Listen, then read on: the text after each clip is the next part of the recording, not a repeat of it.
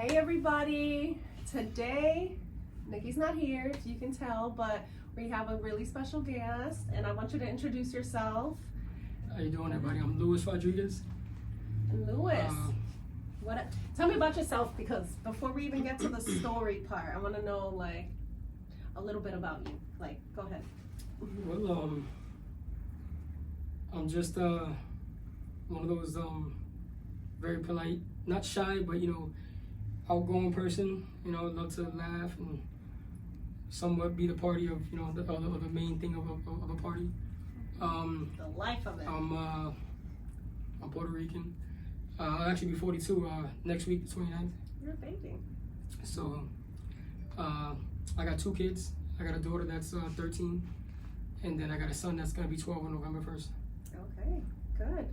So we met online, basically, right? On Instagram. Like, yeah, you have certain friends that I know, and we have mutual friends. But what I brought you on here is because, like, you have not only like a crazy story, because everybody has crazy stories, but you are like a light. Like, you come off really almost like a breath of fresh air. Like, and I got that just from watching you online. I don't know you. This is literally, we just meet like 5 minutes ago, we just met, I should say. And so I want to hear, because we kind of both have cancer stories, but yours, I mean, I'm so impressed, because it's not to just survive it, but like smile through it is special. It really, Yeah. I'm not, and like cameras could be off right now, that's special. I told you that even on the side, but tell me a little bit about like what happened, like what's your cancer story? Well, it started last year in 22. I was in New York. My mother's brother, my uncle, was passing away, and we went over there to say our goodbyes and everything. And just one day I was just laying in the bed in New York, and I'm just laying, and I started getting some pain in my knee. So I'm telling my mother, I'm like, man, I got some pain in my knee. So typical Puerto Rican mothers, she put the whole Bengay, and she put the Vicks and all that stuff, and all that. But it helped a little bit.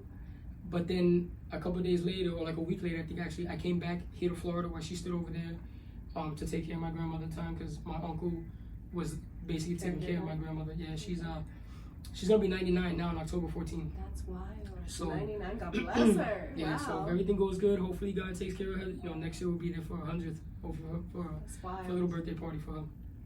But yeah. So after I came back home, I played in a softball team and I run it. And I came back home and started up playing softball, whatever. And we only play on Sundays, so I would play one Sunday. And I came home and I remember I was like, man, my knee's starting to hurt. So I took Tylenol, whatever. Yeah. Popped in some Tylenol. Don't play to the following Sunday, so I let that pain just disappear naturally. Play again Sunday. I started having pain again. Took Tylenol again. I'm like, man. So at this time, I schedule an appointment, and I go and I get checked out, and they tell me that they did some X-rays and stuff, and they told me that I had my knee was fractured, and I was like, I'm playing softball with a fractured knee. Like, I didn't feel nothing like that. Just a little bit, just some discomfort is what I felt. That turned out to be a growth in my knee, and then we found out that it was cancer, and it turned out to be sarcoma cancer, which I was told that sarcoma cancer is like very rare, and I think they told me like 1% get it, and I was like, I happen to be that 1%. You're that special 1%. So my mother always said I was a special child. So so that's crazy. Wow. I ended up getting in my knee. And then I had surgery in it on 22 of December 22. I got diagnosed with it in June of 22. Fast, like crazy fast, because if you think, that's not even a full year. No. Well, June diagnosed, but like surgery and everything, that hasn't been a year. So I got diagnosed in June of 22 with the cancer. December 22, I had my first surgery. Not this surgery, I got it amputated. In December, they took out most of the cancer, but they couldn't get the rest of it. They couldn't reach it because they found out that it was in crevice in my bone. So then we had to schedule for another surgery. And the next surgery, we ended up doing it just recently, April 27th. So this month of 27th of this month, September, it will only be 5 months that I have my surgery, that I have my leg amputated. But you know, when I spoke to the doctor, you know, originally the first plan was we were gonna take out the rest of the cancer, and he was gonna put you know, I was gonna take out the rest of the cancer, and I should have been fine. But then we did a test, and they found out that my blood circulation wasn't good also. So then that surgery kind of changed a little bit, and he was like, listen, I can take it out, we can put a metal piece in your leg, but I won't be able to bend it, I won't be able to walk ever again, normally. And I was like, listen, I've been like this for almost a year already with a brace, and I couldn't bend my knee already.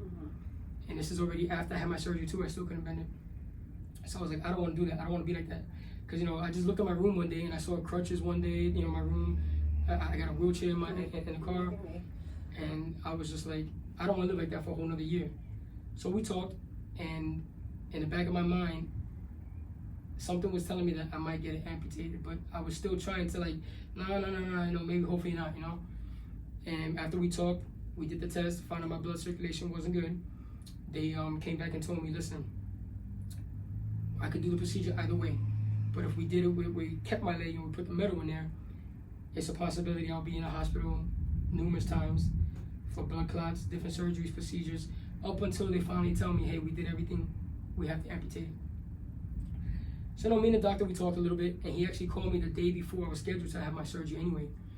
And he was like, listen, I hate to tell you this, but you got 4 hours to let me know which way you want to go about it. I gotta stop you real quick, because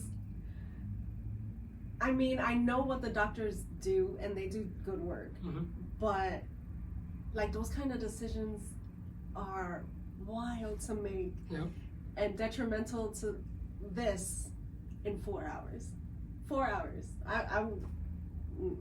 So keep going, because that's wild to me. So yeah, so he called me I think about 11 in the morning, and he says, hey, I know you know I'm not trying to rush you or nothing, but if you could let me know within 4 hours, you know, that'd be great to let me know which way we're going, which way we're doing the procedure. So we got to talking, and you know, I just said, okay, I'll call you back, you know, at the time. And I just stood in the house, and I remember I was like, I took my phone out and I did some pros and cons, you know, like, okay, which way if I go about it. You sound like me. And you know, obviously more pros overweigh the cons. And I just called, you know, I remember my mother was at a doctor's appointment at that time, so I actually just stood home, you know, just waiting. And I was talking to myself, you know, I'm a human, you know, talk to myself. Of course. Oh, you know, I cried to myself. You know, I prayed about it. Like I said on my phone, I did the pros and cons. And, you know, I got I'll get back into it a little bit later on, but I got my father's urn, because he just passed away in 2021. And I kind of just like said, you know, he doesn't know, you know, let me talk to him and kind of see if, you know, some kind of guidance, you know. So I spoke to him, and in my mind, I heard him tell me, you know, hey, you're gonna be good. Whichever way you decide to go about it, you know, I'm here with you. You know, you're strong. You know, you got a lot of courage in you, and you know, you'll be fine. In my mind, I heard all that, and I was like, that's all I needed. So I remember I called my mother and I told her, I said, listen, this is the way I'm gonna go about it. I said, I'm gonna do the amputation. It's the best thing I think for me. You know, one, the cancer will be gone completely because it was just on my knee. We just only a couple tests, it didn't spread anywhere, just on my knee. So I figured I'd do the amputation, and we get rid of the cancer, and at the same time the blood circulation situation as well. And you know, I told the doctor, I waited till the last minute after I called my mother. I mean, it was like 2:59. I call him, and he picks up and he tells me, boy, you really did wait till the last minute. And I said, yeah. I said, listen, saying to somebody, hey, amputate my leg, is not an easy decision to make. I said, going to buy a car, going to get, you know, decide to get married or whatever it is, you know, and buying a house, those are all easy things. I said, but to tell you, hey, take my leg, that wasn't an easy one, but it was the best one. Best thing for me, you know. In other words, alive and well. Exactly. And that's all that matters, and right? Up until the day of the surgery, the next day, I'm laying in the bed before we go in for the surgery, and he asked me, he's like, one more time before we do this, you sure you want to do this? And I said, yeah, let's do it before I change my mind. You know, I said, listen, I know that the cancer will be done, The blood circulation will be out too. I said I see myself eventually, you know, getting up until I get that prosthetic. You know, I know I got to go through the physical rehab and all that till I get my prosthetic. And I told him, I said, I see myself with that prosthetic walking around and doing things again like I used to. And he was just like, wow, like, I'm just amazed at how positive you are. He was, I wish all my patients were like that. You're making me cry right now because that's special. It is. That's special. It really is. And like I told him, I said, listen, I'm not your special patient, you know. I said, I'm not your average patient. I said, you know, there's something different about me. And I said, you know, I told myself that I had to maintain and change my mindset to make sure that I'll be positive through this whole situation, because I know now, being in this situation, how other people, it affects you. You know, they feel like their life is over. They're, you know, they're angry, they're sad, they're miserable, they're depressed, and I could see that. And I know I could have fallen that way, but I told myself I wasn't going to. And even to this day, you know, I tell everybody, I don't regret making that decision, because like I told my kids too, and like I told a lot of people, my main words that I was living by too was, I'm losing a leg, but I'm not losing my life. That's what I told my kids. That's everything. It is, it definitely is. And you know, like I said, I don't regret my decision. You know, it was something that was gonna better me, you know, down the line of my health. Unfortunately, I caught the cancer. But you know, there's a few other things too in life. You know, I guess, you know, we can get into that too. That I've been through, that I just seem to come out of things like we're more, like, you know, more. Almost more positivity. Yeah, you know, like I just got like so much. How we related, or at least for me, because you don't really know me, but like scrolling through your page, because I did that, Facebook, Instagram stalked you or whatever, but it was like I almost saw a part of myself in you, because I'm like that too, but I'll tell you, cancer does mess with that. Like if you, I mean, you're gonna I'm sure you had your bad days. I know for me, and I can't even compare, but it was similar time frames too, which is crazy. But like I saw that positivity even through your posts. Like not everybody announces that. I don't even announce it. Like I'm barely talking about it even now. Not everybody announces it. Not everybody is so secure in themselves to share their story. You say you went through stuff before, so what gave you that, like that drive to continue no matter what, because it comes from something? I mean, honestly, all I can really say is that I see my father from his health issues and all this stuff that he went through, and that just made me feel like, oh, you know, there's no reason for me to want to bow down and just give up. I got a reason, I got a purpose, you know, to fight and live for. And obviously my main reason obviously was because of my kids. You know, I just used them as the momentum that I needed to make sure that I was going to be okay. And I wanted to be able to have a prosthetic and be able to walk to them and hug them again like I used to. These last several, you know, maybe like about a year, you know, I would hug them from a wheelchair. And I didn't want to do that anymore. So, you know, that momentum just, you know, like I said, I saw what my dad went through when he had his, he had to do dialysis because he had a kidney transplant.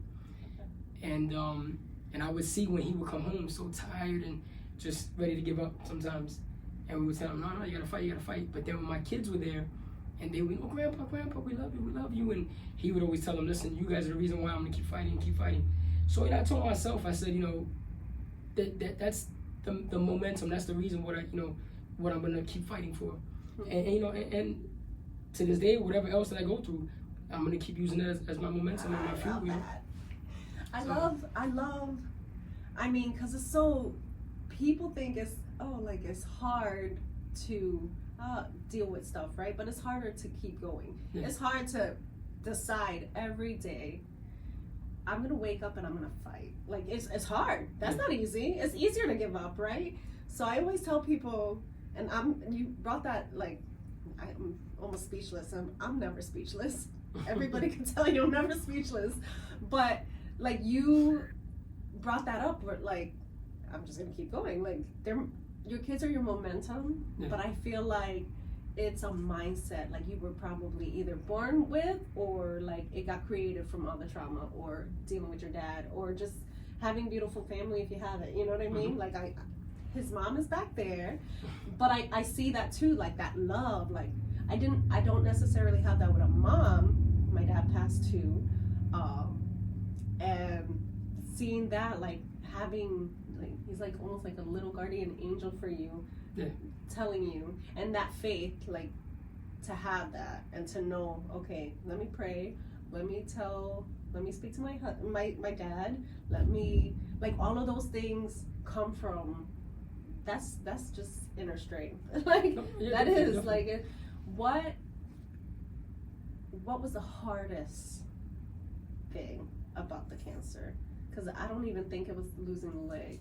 No, honestly, I can say that. You know, I feel everybody like- knows that. You know, yeah. everybody jokes with me, and Yeah. it was funny because once I got my leg amputated, you know, friends would text me and say, "Hey, how's your mindset?" Like, you know, because you know, I joke around with everybody. People joke around me, so you know, they would start sending me memes and stuff for like amputees and you know, legs and funny things on Instagram and That's all the that. kind of thing that I would do. Yeah, you know, and I would send it back to them. I would laugh, send it Yeah, back to you them. gotta laugh. But it's like I told everybody, if you don't laugh, you know, it can break you down and it can get you. Mhm. And like I said, I told myself I was gonna maintain positive through everything.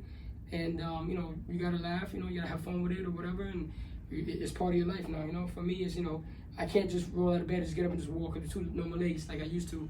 You know, I get up now and I use a walker to get to where I need to get my leg. You know, take some time to put it on and do what I gotta do. But like I said, in the long run, it's something that was gonna benefit me and better my life down the, you know, the long run.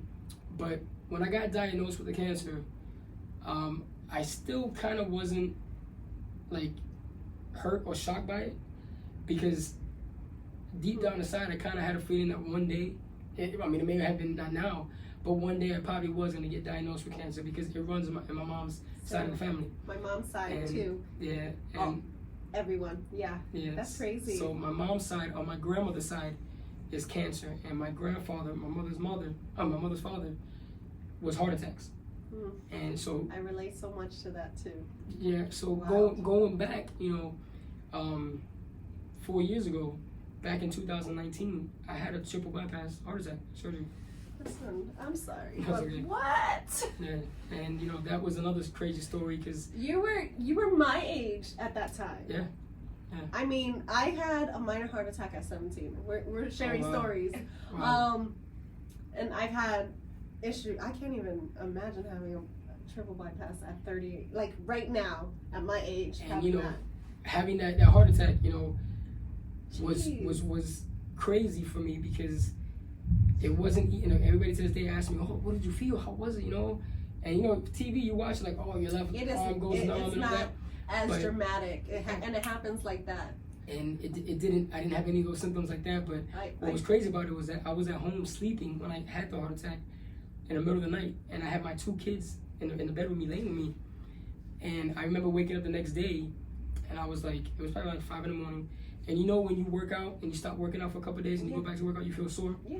Well, that's all I felt. It So I was- woke up the next that's day and I'm what I like, felt. why Hot am I and so sore. sore? Yeah, I was like, Yeah. why am I so sore? So I remember going from the bed to the chair, from the chair to a recliner to a couch, to the couch, back to my bed, just to see if I could lay down and kind of get this soreness out of me. Hmm. And it got to the point that I was like, you know what? I don't feel right. So I remember calling my kid's mom, my ex-wife, Right. and I had both kids, and I said, hey, you gotta come pick up the kids, because I'm gonna go to the hospital. I said, I'm checking my heart out, it feels weird. And you know, her joking, she's like, oh, I hope you didn't have a heart attack. And I said, yeah, tell me about it. So when I get there, they do EKG, and they said, you had a heart attack. And I was like, you gotta be kidding me. And, you know, You're a freaking miracle. Like, just because that was just 4 years ago. Yeah. And then this. and, you know, I remember being in the hospital, and they're telling me, oh, we're gonna have to do surgery, so you transfer me to another hospital. And I was like, oh, we're gonna have surgery, but I didn't get surgery for like another 2 days, because they said that it wasn't that drastic that I had to have surgery at that moment. So they were able to wait 2 days or whatever. So I had what you call it was a mild heart attack, but enough to be a triple bypass surgery. That's So- wild. You know, so when everybody asked me, oh, what'd you feel? I was like, honestly, I don't remember, because I was sleeping. It just hit me, and I woke up the next morning when I felt soreness. I didn't feel like, oh, my left arm went numb, none of that. So, you know, the main thing that got me too was like, oh man, what if I would have died? You know, and my kids are laying next to me, and they think, oh, daddy's just playing, daddy wake up, and I don't wake up. So to me, that was like, oh man, that was that was like something that just like made me like feel like, geez, you know, why me? But what really got me was when they came to the hospital to see me. At this point, I got the oxygen on because I really couldn't really talk as much, and you know, like I'm like gasping for air pretty much. And what got me was that my kids came with some balloons and some cards, and they're reading it to me. And my son tells me, you know, when I got the oxygen on, he's like, "Daddy, you're gonna die." And I just, at that moment, I took the oxygen off, and I was like, the way I could barely talk, I was like, no, I'm not gonna die. And I was like, I'm gonna beat this, you know, I'm gonna get through this. And, you know, eventually I did. And it took me, I wanna say about 11 months before I was able to use my arms and get up. Because, you know, they give you a pillow to squeeze it when you lay in bed to kind of put your elbow to roll up. And that just didn't do it for me. I had to have my parents sometimes, you know, come and lift me up from the bed sometimes, you know. And to the point where I was able to get back to myself and do things. And I felt bad for those 11 months because, you know, my kids wanted to go outside. My son wanted to throw a football, and I couldn't even do that. My daughter wanted to go bike riding. I couldn't even do that. So I just felt really helpless those 11 months. I'm in shock that I relate so much because we talk about kids and like we work hard to be healthy or get better. Look, you got your amputation, like all of that to survive. And they don't even realize that they give us that kind of strength. Yeah. Like my boys, you know, I have 2 boys, and I've had similar situations, especially my oldest has seen me down and out, passed out on the floor. Mom, wake up. So when you said that, it hit me because, dang, like we just keep going. We don't even think, like when you take a moment to think, like all that you've been through, I mean, you can only be proud. I would like to think, right? Oh, definitely. Proud of yourself? Like I said, I'm still here. You know, that's the main important thing. So it's like, you know, basically, death came at me twice, I guess you could say. You know, with a heart attack, cancer, because cancer, you know, it could have spread a lot more worse, and you know, it could have been worse than what it was. I get it. But you know, that's why I keep telling everybody, you know, my new motto is, you know, half man, half amazing. I guess is what I tell everybody. So you know, they laugh with that. You know, I just totally feel like, you know, I'm speechless. Nothing can affect me unless I let it affect me. Tell that louder. Nothing can affect you if you let it. Like, yes, it's so true. I'm so happy that you're here. I'm crying. I know I'm like an emotional mess, but that message alone, like I wish people really, really, really thought like that every day. It's hard to think like that every day. Like you don't wake up every day, oh, I'm just gonna kill it. Like there's those days where even if you're a positive person, because I have a lot, like I'm very like, my glass is always full. It's not even half empty, nothing. It's like I try to be, but every day is daunting too, to be that the positivity, because this world is hard. And also, like, we got Latin family and they're aggressive with it, right? What's the hardest part of being the positive you? Like what would you say is like sometimes I'm freaking tired and I want to be negative, but what keeps you that way? What motivates? It's not just your kids. Like something every day is it's in you. So what do you think? Like what's hard about it to be positive, and what's easy about it? I mean, to be honest with you, and this is not me just saying anything, but I can't really say it's been hard. I really can't. I thought it would be, and I told myself, oh, I know the physical therapy aspect of it is going to be hard. You know, getting the prosthetic is going to be hard and all that. But I can tell you this, is that it hasn't really been hard, because I've told myself, and I transitioned my mindset to be completely positive, to the point where, you know, when I was at the hospital, next day after my surgery, I had a friend there, and I said, hey, hold on to my arm. I took the walker. I started making my own little steps walking around the room. And the next day after I had surgery. And the doctors came in and the rehab people came in. They were like, what are you doing? You're walking already? I'm like, yeah. And they were like, oh, hold on. So they went and they got the surgeon, and he came and he looked at me and he was like, I'm impressed. Like, you got that will to move. And I was like, listen, if I don't start now, it might affect me later on to really, I said, I'm trying to go now while I'm positive with it and just keep going with it, you know, and try to better myself from here on out. And they were like, we like that. And the next day I started physical therapy with them, and every day for like the next 4 days, 5 days at the hospital, I was walking, you know, making a right out of my room, and I kept walking further and further down the hallway, where I think in about 4 days they told me that I did about 375 steps. Actually, a step with one foot, that was it. 1 foot in a walker, walking over there, about 375 feet, or steps, or whatever it is. And That's crazy. I was You like, literally are like,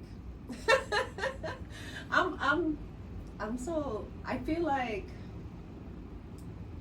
I am learning as we talk, because even though I think I'm positive, I feel like you're kicking my butt.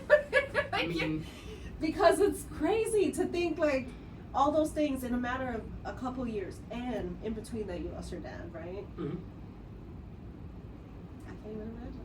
Yeah, it's been a rough couple of years, but you know, like I said, you know, it's just me and my mother, and you know, she depends on me, I depend on her, and then, you know, we got each other, and that's it. And then I got my kids, so you know, that's just the backbone for me right there, just the kids, the momentum and all that. So, you know, I just keep pushing forward and just keep living that positive lifestyle of mine. And you know, the way my mother once said to me, she said, if you're happy and you're positive, then she's gonna be positive about everything. And I said, hey, so that kind of makes it like, all right, there's more pressure on me to make sure that I'm more positive so that she's okay. But I'm okay with that, because not once have I complained about it. Not once, you know, have I, you know, said, oh man, why me? And this, no. Like I told everybody, you can't control what God has for you. So I ran with the punches. I said, that was it. Okay, I got cancer. All right, what's the next step? What are we gonna do?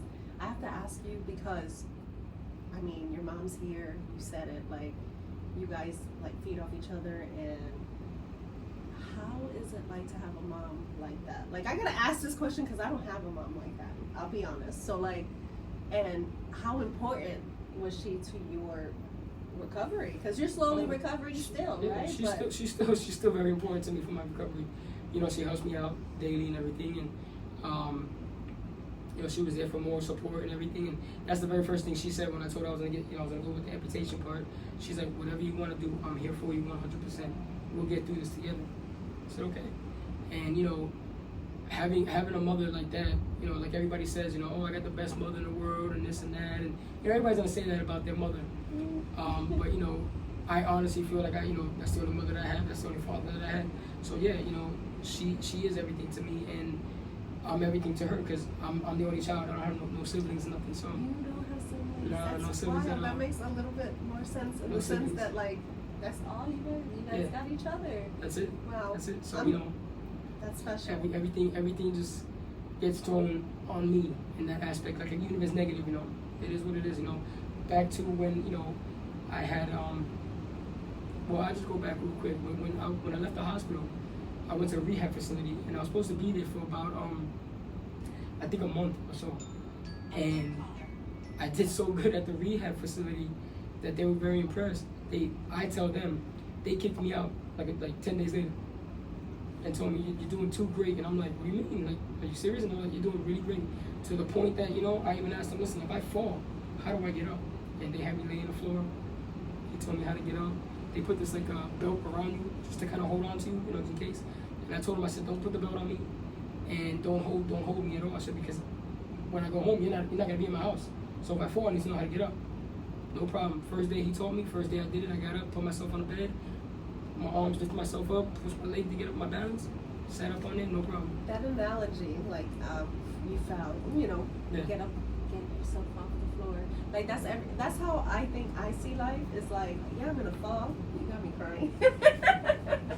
Sorry guys, but I feel like I relate to that, because I mean, I'm gonna fall every time. I'm going to fall, but I better get myself back up. Yeah. Like, I'm so proud of you, and I barely know you, Yeah. but I'm so proud of you, because I appreciate it. that story, I mean, look, I'm gonna, estoy llorando. That story of like, don't pick me up, don't help me. I mean, I feel like I'm a lot like that. But damn, I haven't gone through, like, and it's crazy because when I see your story and you're like, oh, it wasn't hard. I know for me, when I dealt with it, it was more like if my mindset wasn't right, I wasn't gonna be right. There's before and after cancer for everybody, right? So what did it make you want to do that you weren't doing? Because I know I started this damn podcast because I was like, you know what? Everybody has a story. I want to share stories. I want to leave an impact in one life. I don't care who but one at least, and I feel like I did my job. Mhm. Did that change? Like, did you get more motivated to do special things once you I actually I got did it? I did, and you know, it was even before I even got the prosthetic, because now I got it. But while I was in the hospital, even before I had my surgery, like the day before, I don't have you on Facebook, but we can eventually. And I wrote a big post on Facebook about the night before that I was gonna have my surgery, and I put it on there. If you don't know, I'm having surgery, a life decision for me. I'm gonna get my leg amputated. I put a whole thing, and I put all in between to saying how positive I was gonna be, and I wasn't gonna let this break me. And I think I got over 300 something comments of people writing on there. And from that, and people knowing that I had my surgery and everything, I've gotten so many emails, text messages, calls, people writing me on Facebook, people writing me on Instagram, and everybody's all telling me how I'm an inspiration to everybody, of them seeing my videos and seeing everything that I put, which I'm grateful for that.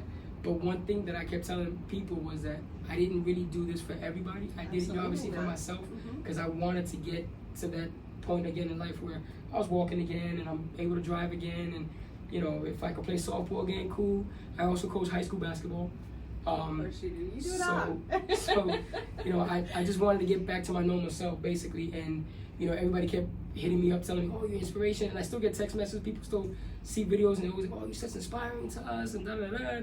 I'm like, listen, I appreciate it. So it got to the point where now I'm looking forward to, I'm going to try to join a group of people that, if for amputees, or they are thinking about getting amputated but they're scared, or they did and they feel miserable, angry about that, they think their life is over, because I figured that once I had my surgery, I had told him, I said, listen, I'm good to talk to people. If you want me to talk to people, whatever, I'm good. And he was like, really? And I'm like, yeah, I'm really good. You could tell I'm fine. And he was like, no, I like that. I would like to get you involved in that. And I said, cool. But I wanted to wait till after I get my prosthetic so I could walk in there and do it. So now that I got it, I'm gonna start looking into the researches and about that and see what groups are there and see what I can go and talk to. Because like I said, being like this now, I can see how it's easy to just like give up and just be like, my life is over. I'm not gonna be the same. I don't have my leg. I'm not normal. I'm disabled or whatever it could be. And people's gonna say, their life is over, and it's not over. It's not over. No. You can do so much more. This is like a second life. Yeah. You got a whole chance to almost start over, do whatever you want, say whatever you want. And I don't think that people were calling you an inspiration because you had cancer. I'm just gonna tell you that. Yeah. Nobody gives a crap. That's just the truth. Nobody cares. It's the sharing, the pride, because I see your videos and I was almost proud, like, oh my gosh, you were proud of yourself. And not a lot of people share their story. Yeah. Not a lot of people share it the way you do, because I feel like I know your mom. I was like, oh, you're his mom. You know what I'm saying? Like, it's one thing to have cancer and survive. There's millions. It's another thing to do something with it. Yeah. Like, it's another thing to be like, you know what? So yeah, I'm gonna put these videos out there. I'm gonna share my story.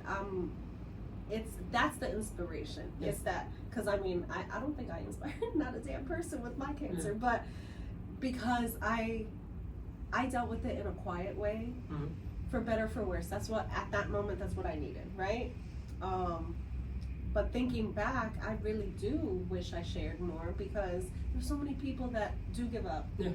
So many people that are like, you know what, like, oh, I'm not gonna have this surgery. You know what? See, if the cancer comes and eats me alive, it's gonna eat me. Like, I know even family of mine that think like that. So it wasn't necessarily, and take pride in that, because it is special to go out and above and beyond, share your story. Like, all those inner thoughts, we all have had them if we've had some kind of cancer, some kind of health scare. But you shared them. That's what's special. And you were proud of them and all of that. What is some advice, or what advice, because we like to ask, advice, quote, something you heard in your life. It doesn't have to have anything to do with cancer, with your heart, nothing, but what is the best advice you feel like you took, or like that changed your life? And I feel like it probably came from your mom. Just good. Your mom got like that that sauce. She does. She has I mean, it. she, going back then too. My mother had cancer too. Yeah, we spoke. But so she had, but hers didn't progress. Nothing. They got it out real quick and everything. So me obviously was more, more different for me. But I would say the only quote to me is, like I said, is that one. Well, obviously I got a few, but one is that I don't never give up. I'm just not gonna give up. Just not gonna give up. It's not That's in me. how I feel. And two is, like I said, that of the words that I was going by was, I'm losing a leg, but I'm not losing my life. So, if give or take, if I have to lose my leg because of the cancer, but I'm not losing my life, I'm okay with that because I'm still here, still seeing my kids grow up. My daughter plays softball, my son plays baseball, so I'll still be able to see them grow up and play their sports. And like I said, my daughter's only 13, and my son is going to be 12 now. But I want to be able to see them get older. My daughter get married, my son get married. Have their kids. I want to be a grandfather. Eventually down the line and stuff. And that was my motivation, was my kids. But living that, saying that, one, I'm not going to give up, and two, I lost a leg, but I didn't lose my life, and that just kept pushing me forward to just want to keep progressing and progressing. And like I said, they kicked me out of the rehab about 10 days later, but and it's only going to be 5 months now, the 27th of this month, that I had my surgery. That's ridiculous. And within I want to say 3.5, I was already practicing with the prosthetic at the prosthetic place, which is crazy because a lot of people that was there would be like, I would hear them talking to my mother, oh, how long has your son been like that? And she's like, oh, since April. And they're like, since last year? She goes, no, oh, this year. And they'll be like, yeah, he's already using the prosthetic? And she'll be like, yeah. And they're like, wow, that's crazy. And a lot of people kept saying that, like, that's really crazy to hear about how fast you can progress. And it's all about, mentality. Exactly. Like I said, from the very beginning, I told myself I was going to be positive through the whole outcome. And the only situations that, I've come through was learning how to walk with the prosthetic, which that was the challenging part. The surgery, piece of cake. The rehab, piece of cake. But the learning how to walk and having to trust this, hold me, is where me and my prosthetic have a love-hate relationship. It's a trust. You said that word, trust. Yeah. Who feeds you? Like, I feel like you feed a lot of people good energy, all of that, but who feeds you? I mean, I got good friends, and they constantly call me up and, give me, not advice, but they'll give me, like, encouragement. But they're mostly telling me, like, wow, bro, like, are you human? Like, you're just out of this world. I was asking that right in my head. I was like, this guy's like bionic or something. He got to be an alien. We talked about aliens a few weeks ago. It has to be that. I was telling people since they knew I had, my heart attack and everything. I was like, I'm trying to be a bionic man, heart, leg, but right now I'll just use the half man, half amazing part. That's it. What's next? Like, you just got this, right? You said you're gonna probably try to speak to people and encourage them, but what personally do you want? Like, what do you see yourself doing in the next couple of years for you? Not everybody else, but for you. Well, for me, I mean, basically it's just getting back to my normal life, everyday activities and doing the stuff that I used to love to do that I wasn't able to do because I was limited because I couldn't walk. Obviously I'm still coaching a high school basketball team. Our season starts in November, so it gave me plenty of time to get back into it. But I do go to the gym because we have our workout stuff going now. They all see me, hey coach, how you doing? But they saw me with the leg and they were just like amazed, wow, he's got his leg and everything. But special. It's just back when I was in the hospital, I was getting emails from the kids and their mom and their parents. And there was over the summer workouts, but I wasn't part of it because I was in the hospital from the surgery and stuff.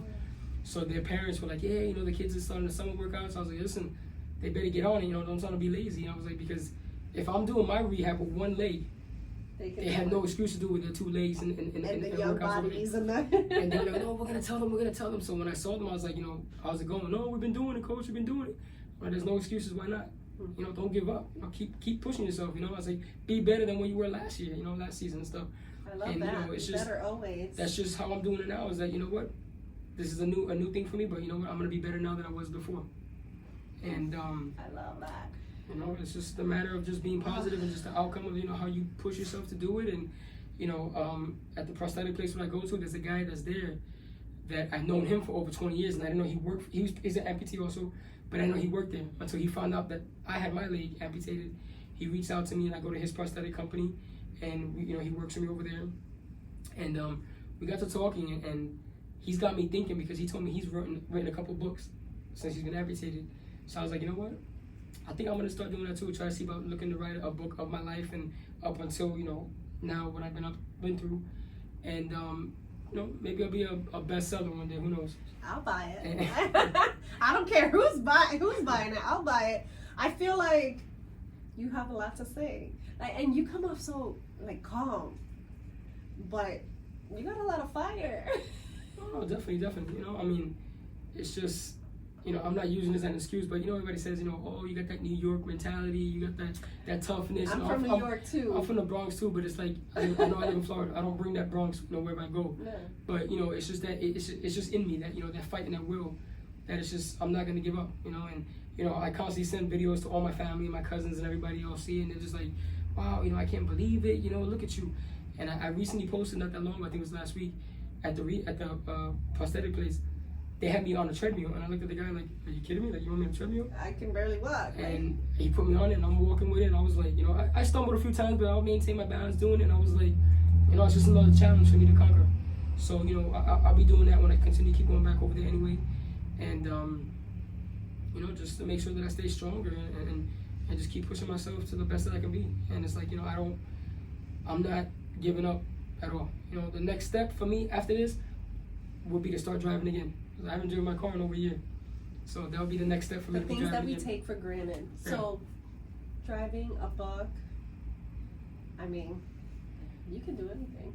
I mean, I could see you even, like you said, public speaking, giving encouragement to people that go through it. And it's not even just a loss of a leg. Like, even cancer patients in general. Because you know how hard it is to literally every day, and you lost your leg, but there's people that, I've gone into radiation places, I've gone into people that are doing chemo, and it's a different mindset because they have to almost you instantly kind of got rid of the cancer. I was blessed enough to sort of have similar, with surgeries and stuff, get rid of it, but having to go through chemo is such a that mindset is different because you are going to get sick, but it's going to be terrible before you get better. But I can see you going into places like that and just putting a smile on their face. Yeah, no, and I want to thank you because even though I think I'm positive and everything like that, I had my moments. Last year was one of the hardest years of my life. Oh, I'm going to get emotional, but to see people like you, I'm like, psh, that was a breeze. I didn't go through nothing. You know what I mean? I'm grateful for you. So I appreciate it. Everybody, I want you to give them your how they can find you, because I feel like you're gonna have questions of your own. Maybe we could bring you on a Q&A with people, but what's your handle on Instagram, Facebook? Share, because I do want people to be able to see your page and be like, dang, you know what, if he didn't give up, I didn't either. I won't, you change people's minds, whether you know that or not, you know what I mean? Even me right now, I'm over here thank you. Yeah. So where can they find you? What's your name on Instagram? Instagram, you can find me, I decided to change my name, so I put Skip to My Lou, but it's Skip to My Lou _. Facebook, I'm just is Louis Rodriguez.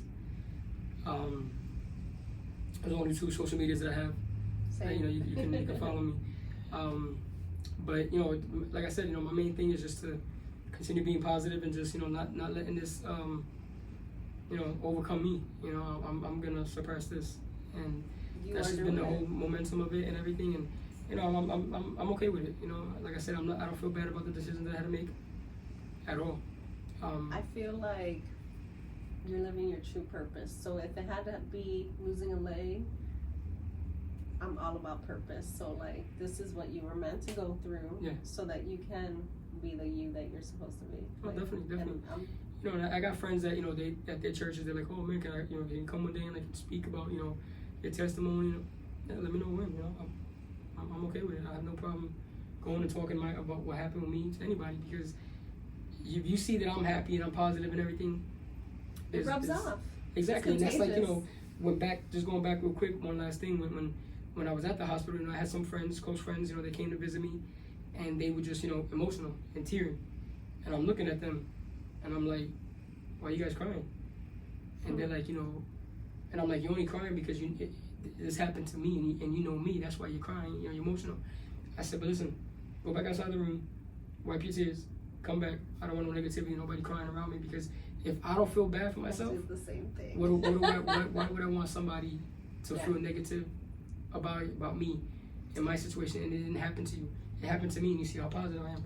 But I will tell you, because I brushed it off too, what I will say that I learned is that I had some friends, I remember, like, kind of mad at me. And I was like, oh, I'm mad at you. And I was like, what do you mean? Like, I went through it and I dealt with it and I'm fine. Yeah. And they're like, yeah, but sometimes you gotta allow people to feel what they feel. Only because it may not be just a sad moment. It may just be an appreciation that you're alive. And I didn't take it like that. I took it as like, if you're gonna cry about me, if you're gonna be negative, if you're gonna like hold me down in a certain way, then I don't want it. But thinking back and hearing like one of my best friends tell me, you didn't allow me to feel anything. I love you, so it was a lesson for me, because I'm the same way, like, no. If I'm good, y'all should be good. Yeah. But at the same time, they're allowed to feel what they feel because they love you, right? Yeah. So one thing I did learn for myself, at least, is like, okay, because I didn't allow anybody to process it. It was just like, made a decision, having surgery, let's go, let's heal, let's keep going. And I was it was quick, like I will say, like I had to make quick decisions, which you too, obviously. And people should still, like, that's a form of their love for you. It's not necessarily negative, it's just emotions. Yeah. Like, I'm sitting here, I was crying, not out of, I mean, it was like, I'm purely like blown away. Like, sometimes I probably would have been the friend crying, and it would have not been sad tears, it would have been happy tears. But I'm an emotional, like, oh, I love you. So it's, just see it as that, like, you're really loved. I can't imagine people that can't love you, like, and truthfully, but at the end of the day, they should be allowed to feel that, because that's the only way they know how to get through it. Yeah. So even though it feels kind of negative, I get it. I learned that it's their way of just processing, because like cancer or other illnesses that we don't even like speak about, it's not a one person, like you went through it, but we all went. You know, people went through it. Your mom went through it. Your kids went through it. Like, it's everybody processes it differently. So that's my little nugget, because I had to learn that. Somebody told me about myself. Like, girl, you don't allow people to feel for you. Yeah. So, but I got that. I get what you're saying, because I did the same thing, and then, I mean, I got slammed. I got slammed for it. Robin, I love you. One of my best friends, she was like, no, I need to feel these feelings. You kind of just like let us all kind of not feel, not deal. And it's true, like cancer is a full-blown, everybody in your life disease. Yeah. I'm proud of you. I'm happy you came on. I appreciate you. I'm gonna read that book. I want you to sign it. I know you're gonna do big things. Because this is just, now you got a head start. That's the plan. Definitely. You gonna pick me up in your car? Once I'm able to start driving. Yeah. I mean, I need to see this, right? But everybody, we're going to cut it short here. Go follow him. Go subscribe. YouTube at Aspired Pod. Instagram, we are Aspired Podcast. I'm Aspired J. And we're done. Thank you, neighbors. Nikki will be back with us next week. Bye.